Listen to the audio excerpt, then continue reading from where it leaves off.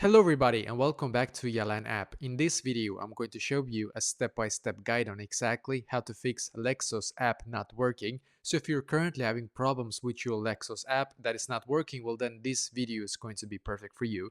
Because actually me myself, I had the exact same problem before and I'm going to show you a step-by-step guide on exactly how I was able to fix it. So firstly, what I did was that I closed my Lexus app and instead I went into my settings app on my phone. And on here, I just scrolled down and then I clicked on general in here.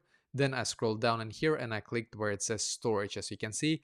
And then I just simply waited for this page to completely load. And by the way, if you're using an Android, don't worry, you can still follow along step by step. You just have to basically find storage on your settings on your iPhone and then on your Android, and then it's going to be the exact same thing if you're using iPhone or Android basically. So in here, we're just going to click on the search symbol in the top right corner, as you can see. Search for Lexus, as you can see here, and then click on Upload App.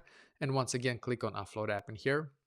Just wait a couple of seconds and then click on the Reinstall App button.